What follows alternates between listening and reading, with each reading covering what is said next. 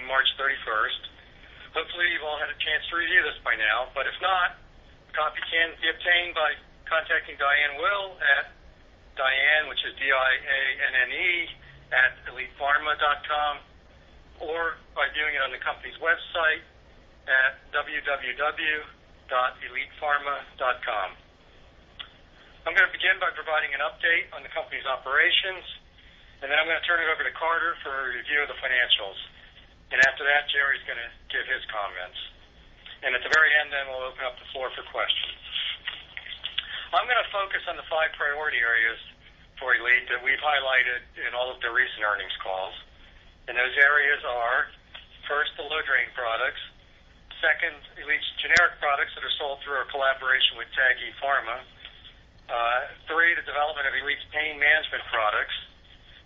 4, Elite's pipeline of additional new products. And 5, our facility expansion. So first, let's discuss the low-drain products. The FDA recently announced that it was removing certain cough, cold, and allergy-related products from the U.S. market. This action in March covered certain products categorized as DESI products, DESI meaning the Drug Efficacy Study Implementation that was done in 1972 related to older products that were allowed to continue on the market. So both DESI and IRS are identical, related, or similar products to the DESI products. This action, the FDA determined that such products would now be required to have an approved NDA or ANDA application in order to continue being marketed. This decision was clearly at odds with past practice. No prior notification of this change was provided to industry, no comment solicited, nor has Elite or ECR been individually notified about this change in practice. ECR has appealed this decision as well. This FDA action impacted approximately 500 products and included the low-drain products that we manufacture and that our partner ECR Pharmaceuticals distributes. Elite stopped manufacturing in April, and product sales by ECR are expected to stop in late August under this action. Royalties to Elite will continue until the sales are discontinued, and also a small amount of service revenue will continue for a short while, but then the remaining revenue will stop. ECR, though, had previously begun the process of filing an NDA for these 2 products, and ECR has stated that its work will continue. Elite is working with ECR on these products. Bottom line is, however, that the existing low-drain formulation will not be marketed and the associated revenues will disappear. During this past fiscal year, these 2 once-daily products accounted for essentially all of Elite's revenue, and Elite will no longer manufacture them. We may see some small part of that revenue replaced later this year with a not-yet-disclosed product under development, but the product filings for extended-release low-drain products with the NDAs will take much longer to bring to market. The second priority area for Elite is specialty generics that are being sold through our partner, TAGI Pharma, which is part of Precision Dose. Elite has launched the first of the ANDAs obtained last year, and that's the phentermine tablets. Elite also owns 2 additional generic products, hydromorphone tablets and naltrexone tablets, both of which are not yet launched. There's also a 4th, not yet disclosed generic product for which an ANDA has been filed, and for which we are awaiting approval by the FDA. All of these generic products are being marketed and distributed by Precision Dose and its subsidiary, TAGI Pharma. The initial shipment of phentermine tablets was made in April. This triggered a milestone payment under our agreement with the company. Elite also received its first licensing fee. However, it is early, and sales need time to build for this product. The hydromorphone and naltrexone products have not launched yet. We're transferring their manufacturing to Elite's facility in Northvale, New Jersey. As we have announced, the FDA informed Elite that the agency has reclassified the hydromorphone application as what they call a prior approval supplemental application rather than the faster process of a CD30. This was unexpected based on past practice for this type of transfer, and the FDA has not clarified why it was reclassified at this point. This will delay the launch of this product. We're appealing this decision, but currently unfortunately, our original expectation to launch this product this year does not seem likely. It's also possible that a similar position might be taken with the other generic product purchased, the naltrexone, with a similar result. We just don't know at this time. Elite also has an ANDA that was filed last year for an undisclosed fourth generic product that will be marketed by Taggy, and we're awaiting FDA review for that product. That brings me to the next priority area, our once-daily and abuse-resistant opioid products. As we've stated, we do not discuss details of the development work and partnering discussions for our opioid products. These are the once-daily oxycodone, the ELI 154, and the abuse-resistant oxycodone, ELI 216. Other than to say progress continues on these products, and we believe our technology is solid, and our goal is to find partners both in Europe and the U.S. We're fully committed to these products, and we're convinced these products represent a large opportunity for Elite. We should note that a competitive product to ELI 216, Romoxi, a once-daily abuse-resistant formulation of oxycodone developed by Pain Therapeutics and Pfizer, was recently denied FDA approval because of manufacturing issues. This not only delays their entry to the market of a potential competitor, we believe may highlight some of the advantages of ELI 216 approach, which is a simpler manufacturing process and a well-understood pharmacological approach to abuse resistance. We should also note that Pfizer has had several recalls with Embeda, an abuse-resistant formulation of morphine, because of manufacturing issues.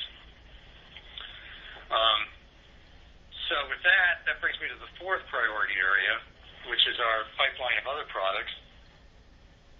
We have a strong pipeline of additional products, some generic and some branded. Some are being developed for Elite's own portfolio. Others are being developed for our partners. And similarly, we generally don't disclose the products we're working on for competitive reasons. In some cases where required, we would have disclosed agreements, including the 8 generic products that are being developed under the Epic Alliance Agreement. The first of these, by the way, of the 8 products, was filed and accepted for review by the FDA, triggering a milestone payment, which is a cash warrant for 4 million shares of stock at an exercise price of 6.25 cents. Second, we have an undisclosed branded product being developed under an agreement with Mika Pharma. And third, an intermediate for an undisclosed generic product being developed with High-Tech Pharmacal. During this recent quarter, Elite also signed agreements to contract manufacture 3 products.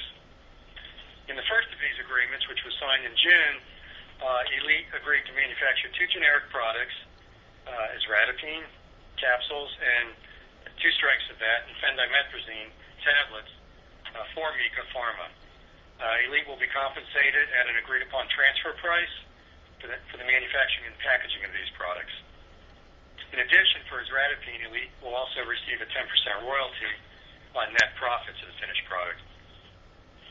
Elite also will receive a one-time milestone payment for each product for the work associated with the transfer of the manufacturing. And the second agreement Elite signed was a contract manufacturing agreement to manufacture and package the Pharma Network's methadone tablets. This is the methadone product that was co-developed by us with the Pharma Network. Elite, however, sold its share of the product to TPN in February for $500,000. The methadone manufacturing can begin immediately, and the manufacture of the other products can begin as soon as the transfer of the product can be completed to our facility. The contract manufacturing opportunities, as they get initiated, and phentermine sales, as they continue to grow, will provide revenue to help replace the lost load rating revenue.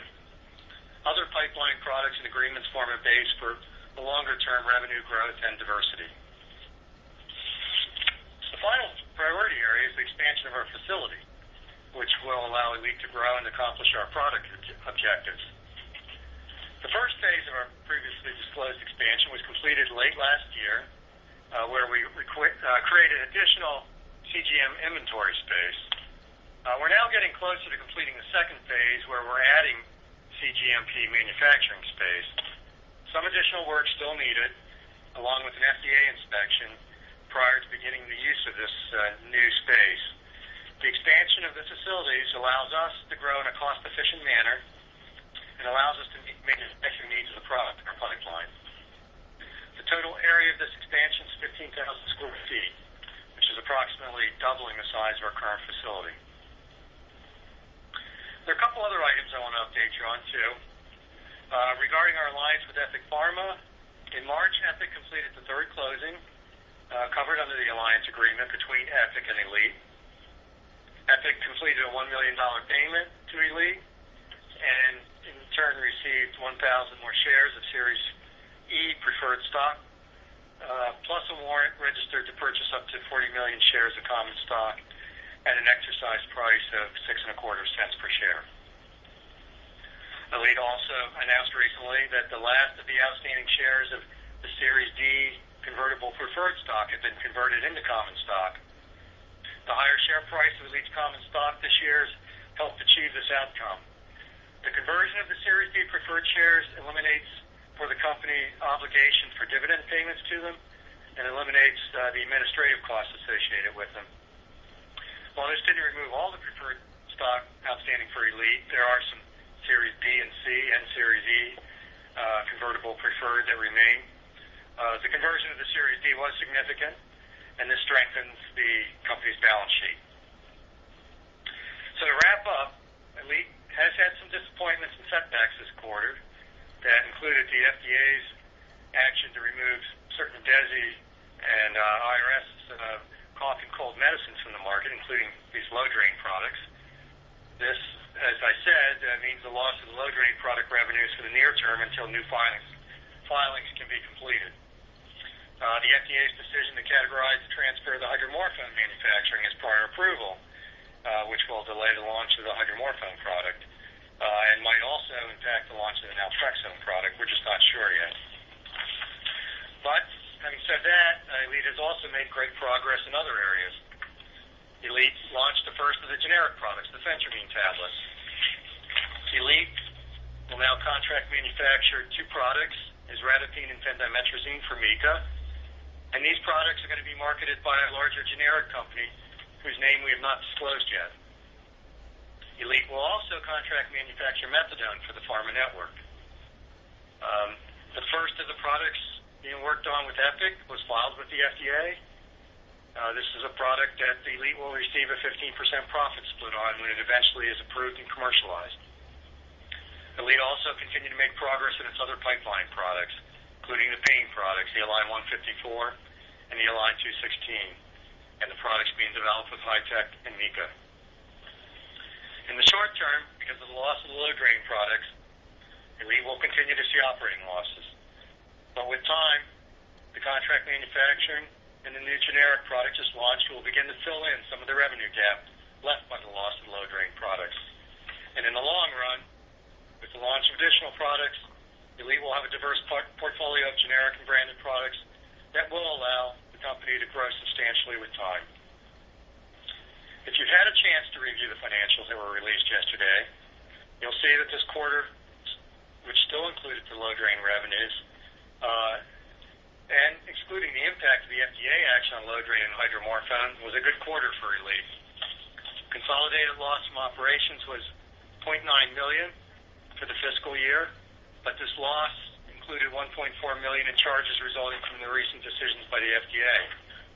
Exclusive of these items, the company would have reported a profit from operations for the year. So with that, let me turn it over to Carter for a discussion of the financials.